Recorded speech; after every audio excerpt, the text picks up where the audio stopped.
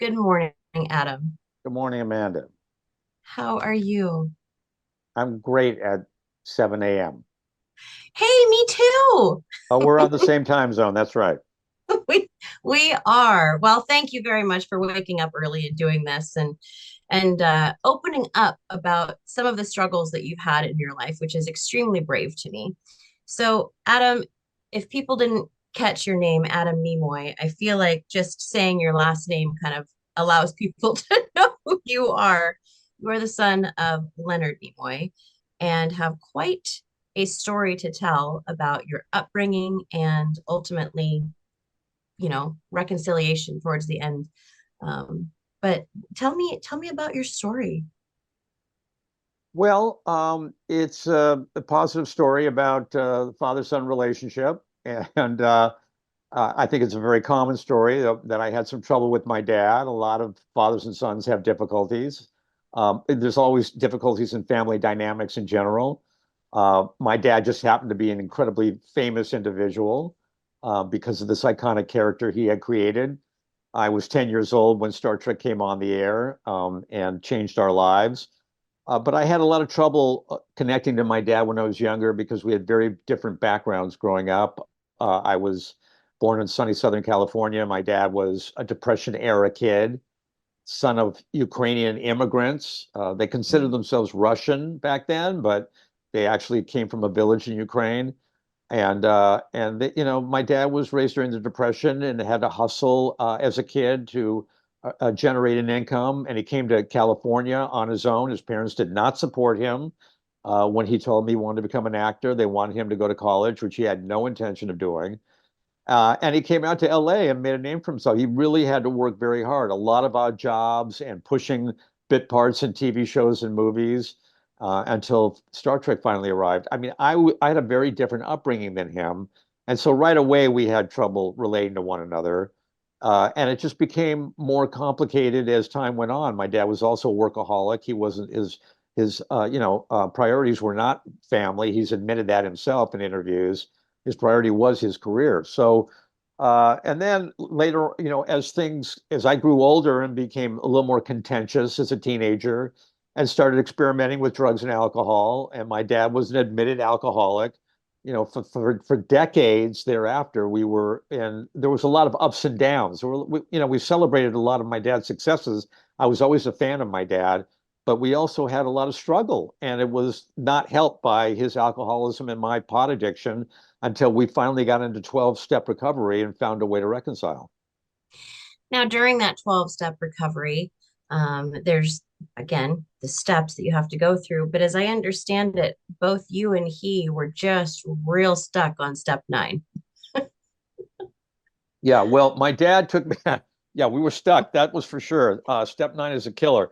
Um, Step nine is about making amends to people you've harmed during the course of your addiction or alcoholism. My dad had taken me to an AA meeting early on in his recovery. This is years before I went into recovery. I'd never heard the 12 steps before. And when they got to step nine, I talk about this in the book. When they got to step nine, step eight is made a list of people we had harmed and became willing to make amends to them. And step nine made direct amends to people whenever possible. I'd never heard that before. And I was furious. I'm sitting next to my dad at this AA meeting, this men's meeting. And I was just furious that he never made an amends to me. And so when I went into recovery and it was my time to make an amends to him, my mentors and sponsors and friends in recovery was like, go make the amends. And I'm like, I'm not going to do it. There's no way. He never made one to me. He's 8 years sober. He's got 8 years more sobriety than I do. Why should I make the amends to him? But I Wow. did, but I did it anyway. Was that hard to do to be the quote bigger person and get that ball rolling? Yeah, but look, when you're in recovery, sometimes you just got to take the direction. We fake it till we make it, is what we say. Sometimes you just got to take the action and the feelings will follow. I did not enjoy the experience of doing it. I didn't want to do it. I fought about doing it. But it was explained to me, and I still believe this, that the amends wasn't so much for him to apologize to him, it was for myself and to let go of my own issues that I had with my dad and my own resentments towards him.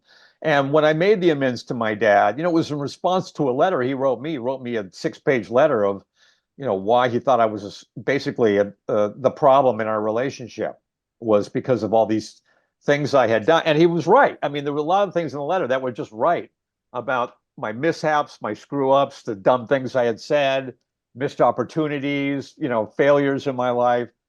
But the fact of the matter is, it was really, I was instructed to do it because it was a benefit to me. The issue is really, you can be right about your parents or your siblings. I was right about my dad. I mean, there's some stuff that happened that was just not, it was not a good thing. It was not great parenting on his part. Or I could be happy, but to be happy, I had to let go of all that stuff and just apologize to him. And the fact of the matter is, it changed everything between us. Watching him on television and his character is so black and white, so like 1 2 0 mentality, like speaking in code and not having empathy and compassion and knowing those things. Was it weird watching that play out on TV? And did you feel like it was coming home with him and that's how you were also living? Well, yeah, I mean, look, yeah, Spock, he's half human, so he has emotions, but he keeps them in check. That's Right. that's the dynamic of the character that my dad was trying to play. But the fact is, yes, Spock is introverted and he can be remote. He's very cool under pressure. It's hard to know what he's thinking. He's got his emotions in check. All that stuff is Leonard Nimoy to some degree. And when he was playing Spock, it just, it was exacerbated by that experience, and he had trouble getting in and out of character. So when he was home, he was even remote than he was before he went into playing Spock.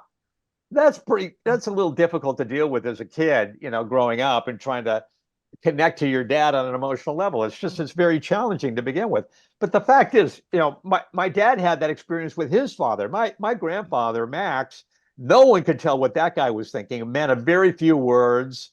There was no way to know. I mean, I was talking to my dad's older brother, Mel, just a few years ago, and he said, I never knew what my dad was thinking, ever. They communicated with their mother and their dad, and Max, my grandfather, was always in the background and never said anything. That's incredible. I feel like that's kind of generational though too. I feel like that generation, the women were in charge of raising the children and making sure that they were taken care of. Well, my grandmother definitely wore the pants in that family. I mean, she was tough. And she was tough on my dad too. She could also be pretty withholding. She's the Wow. one, she held the purse strings, and when he said I wanted to become an actor, she was completely devastated. It's like telling your parents you want to go join the circus. And they never really said they loved. I've never saw them, be emotional with him, even when he was, phenomenally successful, and they were giddy with the success. The fans were writing my grandparents. My dad's parents were getting fan mail, and it was so sweet. They were sharing this stuff too. But I mean, they had trouble really expressing feelings of love and pride with my father. I never really saw it with them. So my dad came by it honestly when he had the same problems in terms of expressing himself to me. Adam, what do you hope people gain from reading this book, The Most Human, Reconciling with My Father, Leonard Nimoy? Well, the book is, a positive story of reconciliation of incredibly dysfunctional relationship between a father and a son. I mean, my dad and I were estranged for a number of years. We were rarely talking to each other. Through the help of the tools of 12-step recovery, we were able to reconnect and find each other and build a relationship that was very strong and loving. So much so that when I suffered some personal tragedy in my life, my second wife, Martha, being diagnosed with terminal cancer, my dad was my go to guy for emotional support. I mean, that would have been impossible prior to our reconciliation. That is the heart of the story. It's never too late. And I just hope it's inspiring for people to think about trying to repair relationships in their own families. Adam, thank you so much for your time. I love the story of hope, and I hope people read this and gain that same hope from you. Thank you, Amanda. As always, live long and prosper. Thank you so much. Thank you. Bye. Bye-bye.